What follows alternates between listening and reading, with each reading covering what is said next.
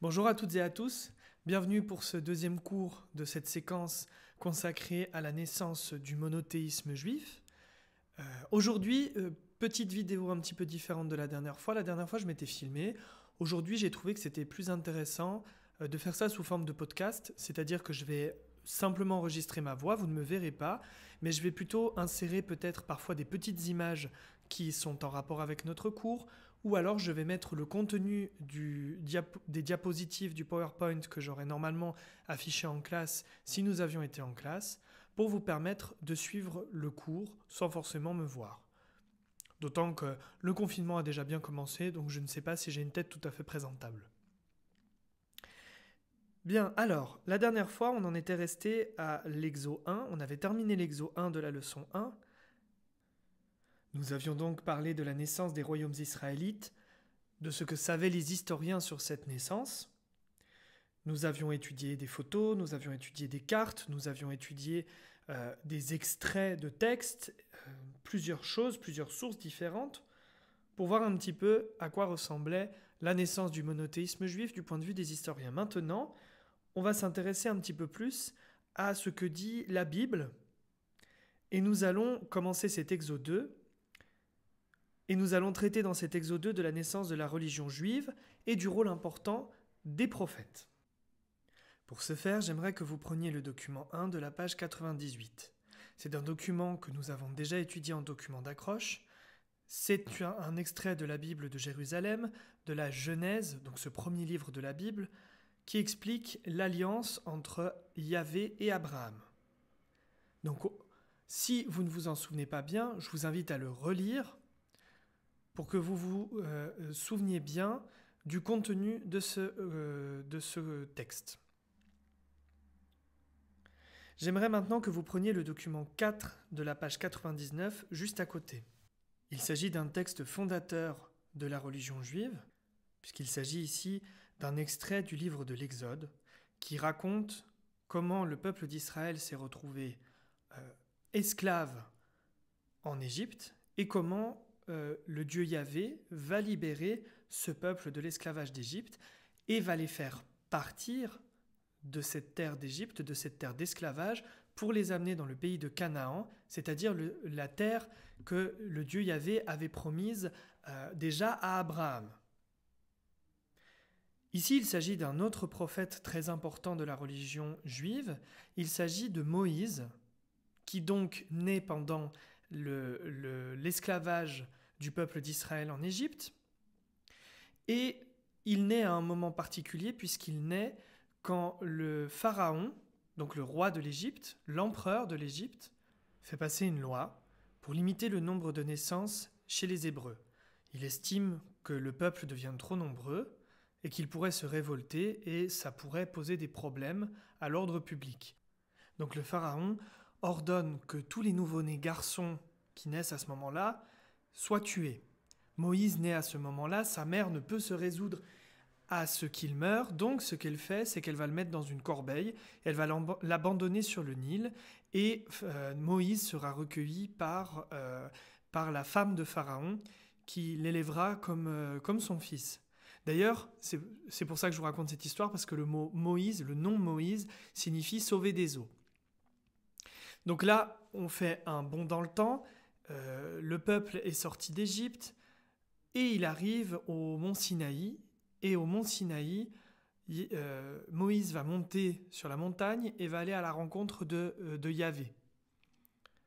Et il reçoit les tables de la loi. Voilà ce que raconte la Bible. Selon la Bible, les 10 commandements auraient été remis à Moïse sur le mont Sinaï. Premier commandement, « Je suis Yahvé ton Dieu, qui t'ai fait sortir du pays d'Égypte, de la maison de servitude. Tu n'auras pas d'autre Dieu devant moi. » Deuxième commandement, « Tu ne te feras aucune image sculptée, rien qui ressemble à ce qui est dans les cieux là-haut ou sur la terre ici-bas, ou dans les eaux au-dessous de la terre. Tu ne te prosterneras pas devant ces dieux et tu ne les serviras pas. » Troisième commandement, « Tu ne prononceras pas le nom de Yahvé ton Dieu en vain. » En vain, ça veut dire pour rien. Quatrième commandement, tu te souviendras du jour du sabbat pour le sanctifier. Pendant 6 jours tu travailleras et tu feras tout ton ouvrage. Mais le 7e jour est un sabbat pour Yahvé ton Dieu. Le sabbat donc c'est le jour de repos. 5e commandement, honore ton père et ta mère. 6e commandement, tu ne tueras pas. 7e commandement, tu ne commettras pas d'adultère. L'adultère, c'est quand un homme ou une femme trompe son mari ou sa femme et va voir quelqu'un d'autre. 8e commandement, tu ne voleras pas. 9e commandement, tu ne porteras pas de témoignage mensonger contre ton prochain. 10e commandement, tu ne convoiteras pas la femme de ton prochain, ni son serviteur, ni sa servante, ni son bœuf, ni son âne, rien de ce qui est à ton prochain. Le verbe convoiter ici, ça veut dire désirer fortement, presque dans le but de voler l'objet ou la personne qui appartient à quelqu'un d'autre. Maintenant, je vais vous demander de bien étudier ces 2 documents et de relever les éléments qui font d'Abraham et de Moïse des prophètes selon la Bible. Vous pouvez mettre sur pause à ce moment-là pour y réfléchir.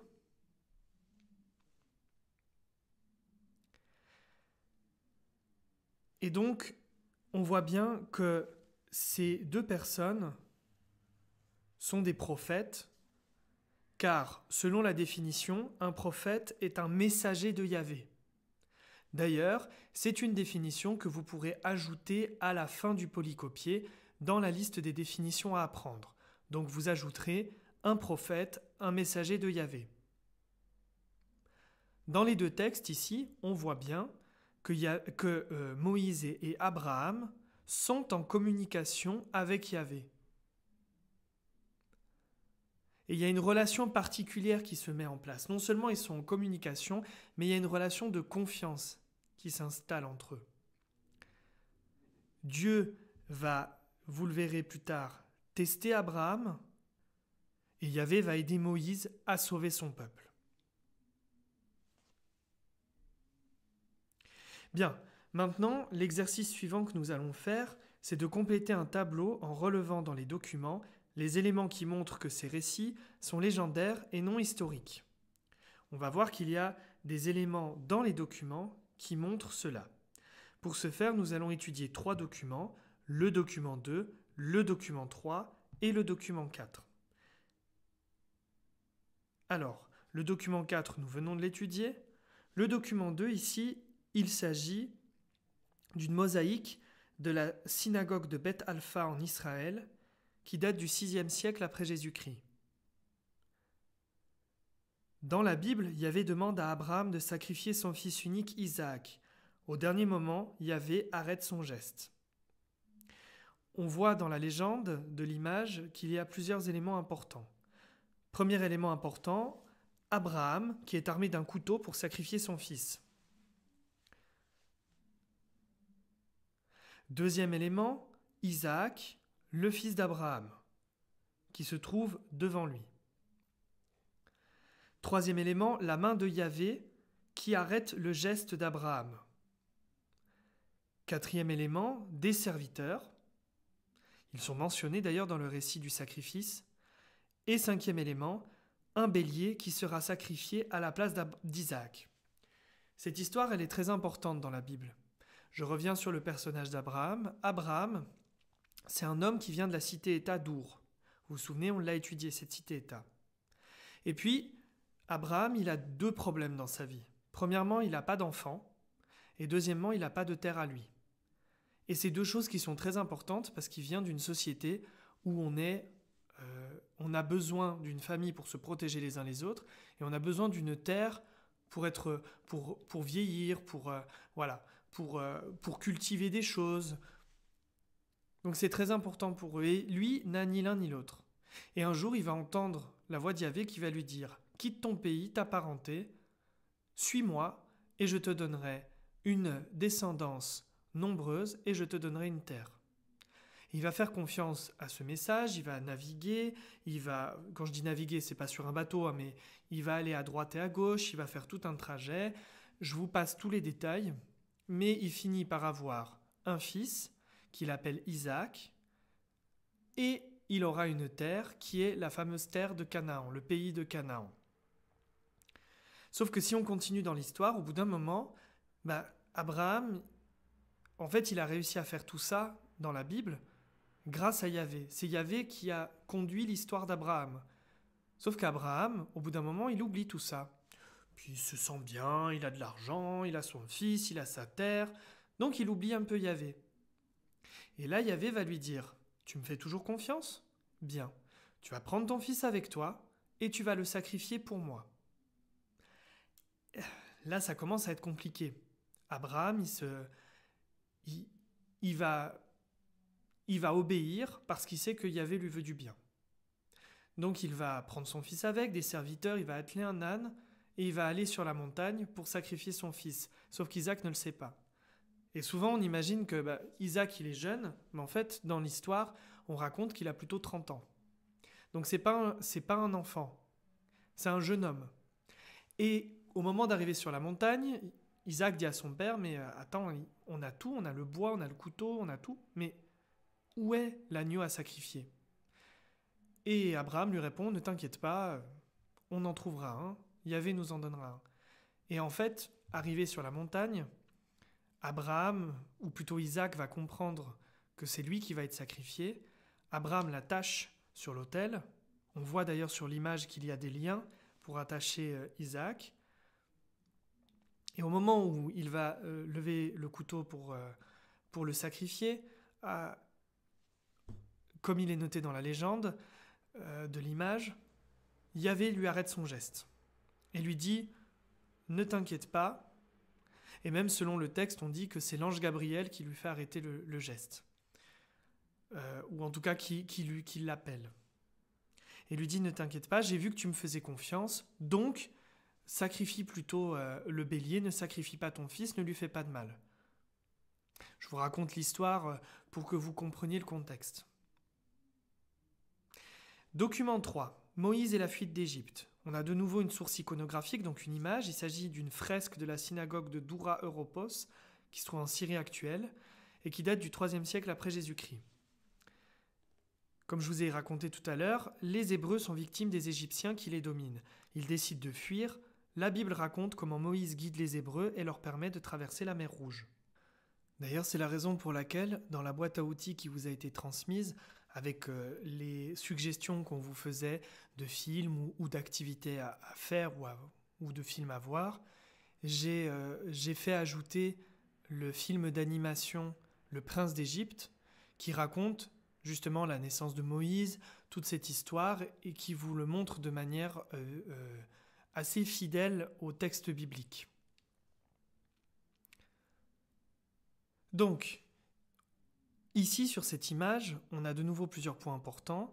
En numéro 1, on a la main de Yahvé, qui est à nouveau représentée. En numéro 2, Moïse, qui fait face à l'armée égyptienne. Et en numéro 3, les Égyptiens qui pourchassent les Hébreux.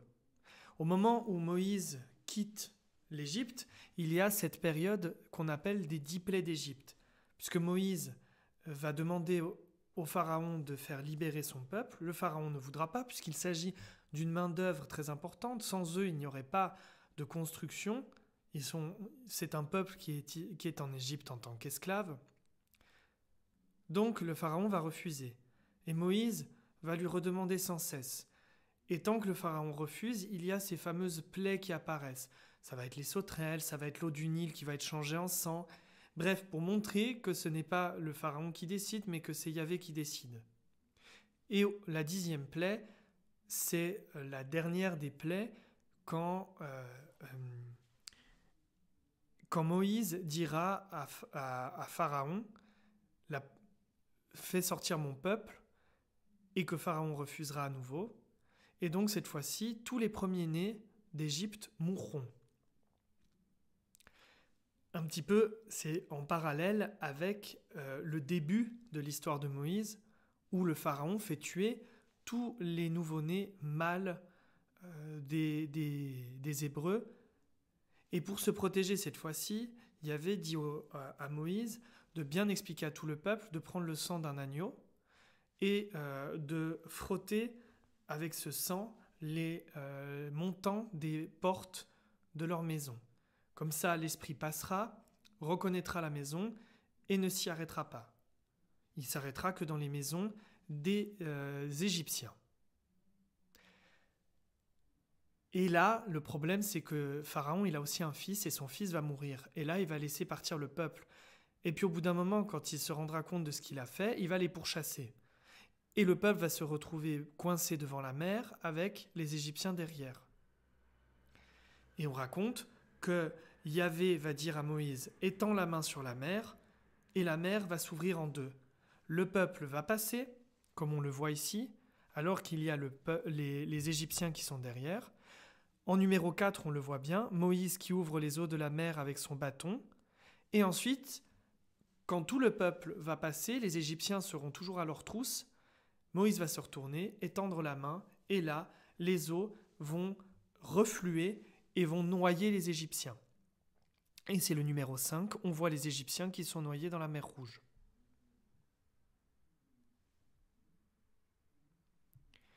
Donc maintenant, dans ces 3 documents, essayez de relever des éléments qui montrent que ces récits sont plutôt légendaires et non pas historiques, c'est-à-dire ce qui montre des aspects surnaturels qui sont difficiles à croire d'un point de vue historique puisqu'on n'en a pas de preuves. Bien, alors dans le document 2, un des éléments importants qui montre l'aspect plutôt légendaire, c'est la représentation de la main de Yahvé. C'est le petit numéro 3. Donc vous pouvez noter, dans la case du document 2, la main de Yahvé arrête le geste d'Abraham.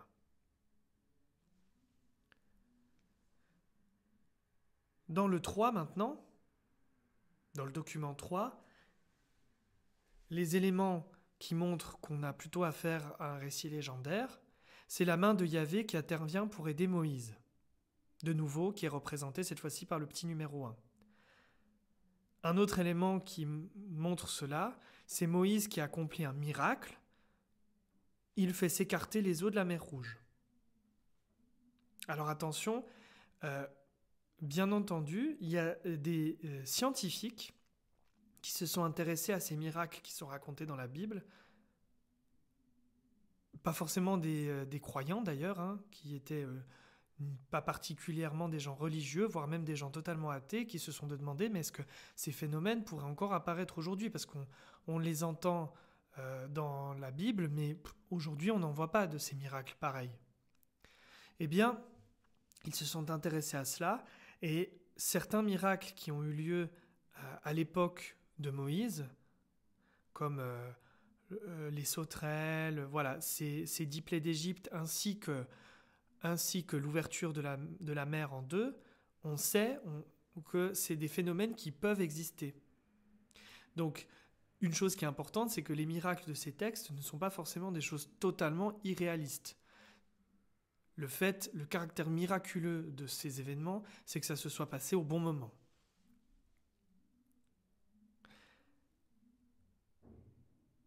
Dans le document 4, l'aspect plutôt légendaire de ce texte, c'est Yahvé qui remet à Moïse les 10 commandements. Ça nous amène maintenant à notre deuxième leçon, qui est toujours en rapport avec notre problématique générale, qui, je vous rappelle, est dans quel contexte le premier monothéisme de l'histoire apparaît-il en Méditerranée au premier millénaire avant Jésus-Christ ? Notre première leçon traitait de la chose suivante, comment apparaît le peuple hébreu selon l'archéologie et la Bible. Maintenant qu'on a fait la comparaison, on va se demander en leçon 2, comment le monothéisme juif a pu naître au milieu de peuples polythéistes. Comment le monothéisme juif a pu naître au milieu de peuples polythéistes. Et nous allons commencer avec un premier exercice, justement, le constat que nous sommes dans un monde polythéiste. Exo 1, un monde polythéiste.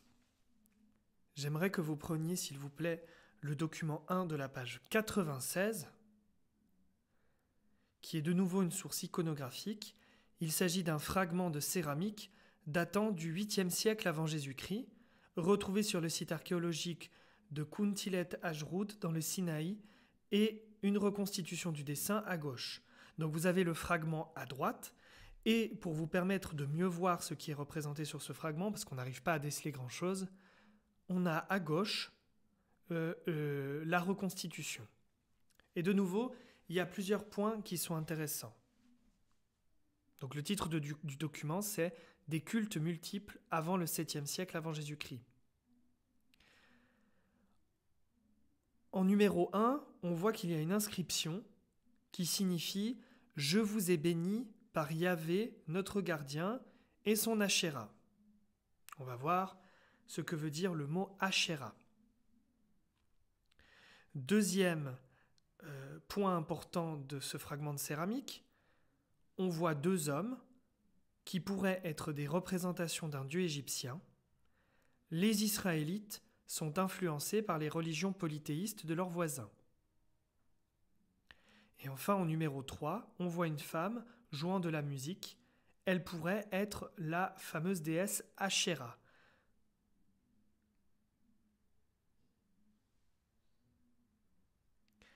La question est donc la suivante. Combien de dieux sont représentés ? Que déduire à propos de la religion des Israélites à cette époque ? Regardez bien le document, demandez-vous combien de personnes sont représentées, etc., etc. Donc, on en distingue trois différentes. On voit Ashéra, mais aussi les deux dieux égyptiens. On peut donc dire qu'ils étaient également adorés par les Israélites à cette époque, ce qui veut dire qu'à ce moment-là de l'histoire, les Israélites étaient polythéistes. D'ailleurs, ici, encore une fois, on voit que l'aspect archéologique et la Bible vont se rejoindre. On sait que les Israélites vivent dans le pays de Canaan et qu'ils sont divisés en deux royaumes, Juda et Israël, et que Jérusalem est la capitale du royaume de Juda. Et on sait aussi que ces deux royaumes sont entourés par des peuples polythéistes, comme les Égyptiens, les Assyriens ou les Perses. Forcément, il y a des influences. C'est logique. Et dans la Bible, on raconte plusieurs fois que les Israélites vont se tourner vers d'autres dieux. On le sait. C'est là d'ailleurs que vont apparaître des personnages très importants. Les historiens, eux, ce qu'ils peuvent dire, c'est qu'à l'époque, le dieu Yahvé est particulièrement vénéré par les Israélites, mais qu'ils rendent également un culte à des dieux comme Baal ou Ashéra. Cela nous permet également d'introduire le sens du mot culte qui se trouve dans votre livre à la page 96. Le mot culte signifie l'ensemble des pratiques de vénération d'un peuple pour un dieu. C'est une définition que vous pouvez ajouter à la liste des définitions à apprendre. Bien, maintenant j'aimerais qu'on passe à l'Exode 2 et au développement du monothéisme juif. Pour ce faire, vous allez prendre dans votre manuel la page 100 et tout en bas, dans la partie Histoire, vous avez la petite biographie du roi Josias dont on a déjà parlé dans le document 2 de la page 96. Il s'agit du roi de Juda au 7e siècle avant Jésus-Christ qui affirme un monothéisme strict fondé sur la Torah. Ici, vous avez une peinture de l'église Sainte-Marthe en Suède au XVIIe siècle. Donc ici, ce n'est pas une source, puisque ça date de beaucoup plus tard que notre sujet étudié. Par contre, je pense que certains d'entre vous, et la plupart d'entre vous, ne savaient pas ce que veut dire le mot Torah. Dans ce cas-là, vous allez dans votre manuel à la page 96 et il y a la définition. La Torah, c'est la réunion de 5 livres écrits à différentes périodes. La Genèse, l'Exode, le Lévitique, les Nombres et le Deutéronome. C'est la référence du monothéisme juif qui s'affirme sous le roi Josias. Et ça, j'aimerais également que vous l'ajoutiez aux définitions à apprendre. Il faut bien que vous fassiez la différence. Parce que la Torah, ce ne sont que ces 5 livres. Souvent, quand on parle de la religion juive, on imagine que la Torah, c'est l'équivalent de la Bible ou du Coran. Non, la Torah, ce ne sont que les 5 premiers livres. On appelle également la Bible tous les livres de l'Ancien Testament, ce que les chrétiens vont appeler l'Ancien Testament, par opposition au Nouveau Testament, qui est la partie où on va parler de Jésus, puisque pour les Juifs, Jésus n'est pas un prophète,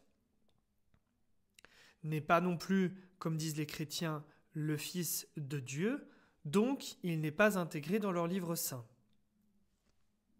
Comme on a vu, sous le roi Josias, les Hébreux commencent à mettre leurs croyances par écrit. Déjà avant, en fait, ils commencent à mettre leurs croyances par écrit, déjà à partir de l'année 800. D'ailleurs, dans votre frise chronologique, il y a l'année 800 qui est notée avec une lacune. Dans la lacune, vous allez pouvoir noter que l'année 800, c'est le début de l'écriture de la Bible. Mais c'est véritablement sous le règne du roi Josias que les Hébreux commencent à mettre leurs croyances par écrit. Pourquoi ? Parce qu'ils se trouvent tout simplement menacés par les peuples extérieurs. Les récits bibliques composent la Torah, qui devient la référence du monothéisme juif. Et on voit que petit à petit, le monothéisme s'impose et se renforce. C'est-à-dire que les dieux des peuples alentours vont être abandonnés. C'est ce qui était raconté dans le document 2 de la page 96. Josias va dire maintenant ça suffit, on arrête d'adorer le dieu Baal, on arrête d'adorer la déesse Asherah, c'est terminé, maintenant on se concentre sur Yahvé, celui qui nous a fait sortir d'Égypte, etc., etc. Josias permet alors l'affirmation de ce monothéisme pur, allons-nous dire. Et ça nous amène à notre Exode 3. On va parler cette fois-ci de la consolidation du monothéisme juif. Maintenant qu'il a été affirmé, il faut le consolider. Et pour ce faire, prenez le document 4 de la page 97. C'est un document que nous avons déjà analysé, c'est la reconstruction du temple de Jérusalem. Donc on avait dit que après l'exil à Babylone au VIe siècle, le peuple va revenir dans le royaume de Juda, là où se trouve Jérusalem. Jérusalem, c'est la capitale du royaume de Juda. Samarie, c'est la capitale du royaume d'Israël au nord. Donc, le peuple va revenir, mais en fait, tout le peuple n'avait pas été envoyé en exil. Une partie était restée au pays. Et il y avait des Babyloniens qui avaient été mis dans le royaume de Juda pour le faire fonctionner. Ça veut dire qu'il y a une partie du peuple qui a vécu l'exil et une autre non.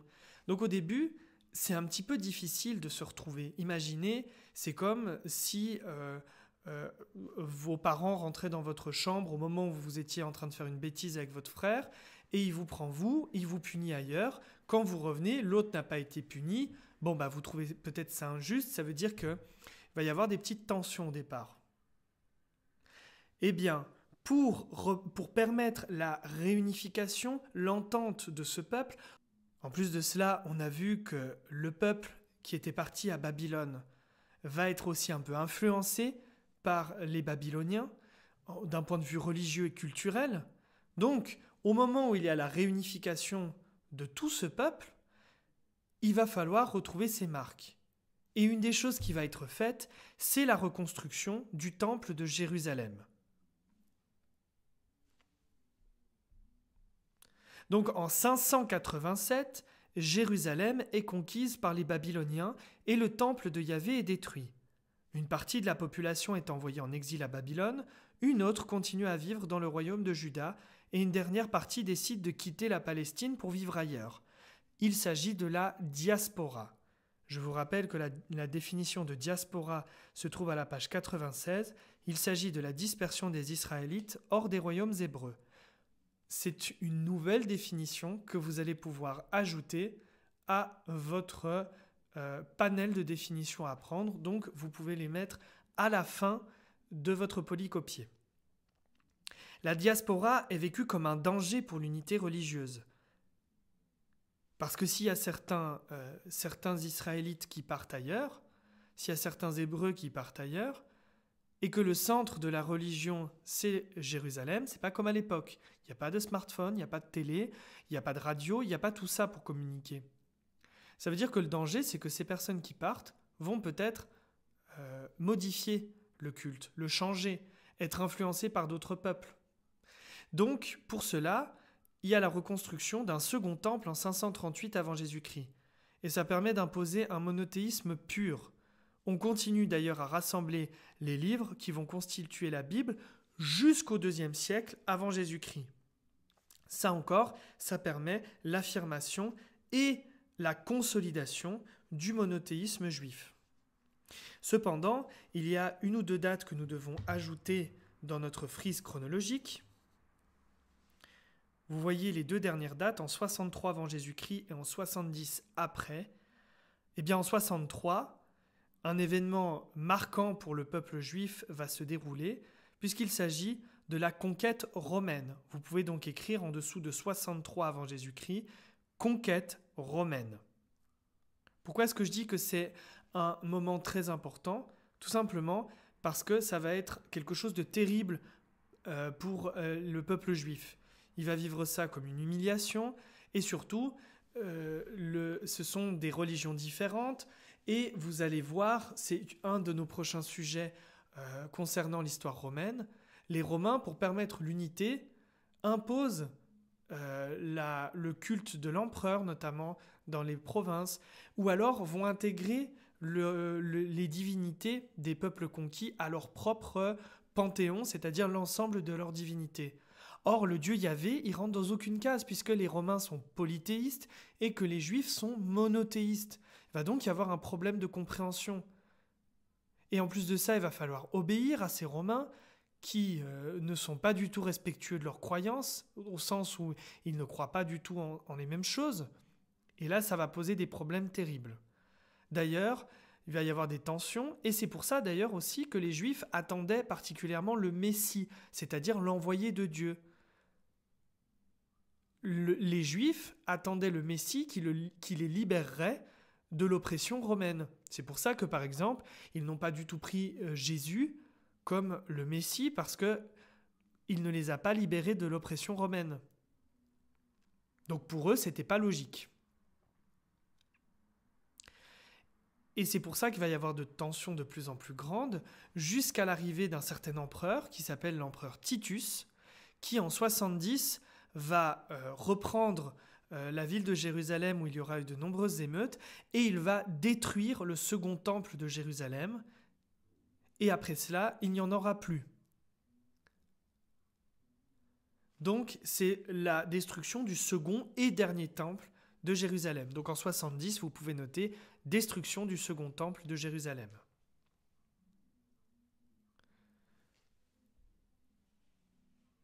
Donc, toute cette séquence, elle est extrêmement importante parce que vous allez voir qu'elle va nous permettre également de faire le lien avec une de nos prochaines séquences en histoire, ça sera probablement la dernière de l'année, où on va étudier le début du christianisme. Parce que vous allez voir que le christianisme va reposer sur des bases de la religion hébraïque, de la religion juive. Si on n'a pas les connaissances de ce peuple et de cette religion, on ne pourra pas comprendre la naissance des premiers chrétiens et aussi les incompréhensions qui vont naître et également les incompréhensions avec le peuple romain. En ce qui concerne les exercices que je vous avais donnés à faire, j'attends toujours que certains d'entre vous m'envoient la carte sur l'Empire romain. Donc tant que je n'aurai pas cette carte, je ne vous ferai pas de correction. Et je ferai prochainement une petite vidéo spéciale pour vous expliquer la correction de la carte sur les deux royaumes de Juda et d'Israël. J'aimerais également que vous me disiez si pour vous, la communication via école directe se fait de manière aisée ou si c'est compliqué pour vous, auquel cas je réfléchirais peut-être à ouvrir un compte post-classe pour que vous puissiez me poser parfois des questions, en sachant que de toute manière il y a les commentaires de la vidéo, mais après ce serait plutôt des questions pratiques pour le compte post-classe et peut-être m'envoyer vos devoirs pour éviter de surcharger École Directe. Je vous laisse me dire ceci en commentaire, si pour vous ce serait plus aisé d'utiliser post-classe ou non, en sachant que ce n'est pas dit encore que je le fasse, c'est juste une indication pour moi. J'espère donc que ce cours aura été compréhensible pour vous, qu'il n'aura pas été trop difficile. N'hésitez pas encore une fois à me poser des questions en commentaire. Je n'hésiterai pas à y répondre, ne vous inquiétez pas. Je vous souhaite une bonne fin de journée à vous et à très vite. Normalement, ce soir, je vous enverrai la feuille de route pour les nouveaux cours qui vont arriver par la suite.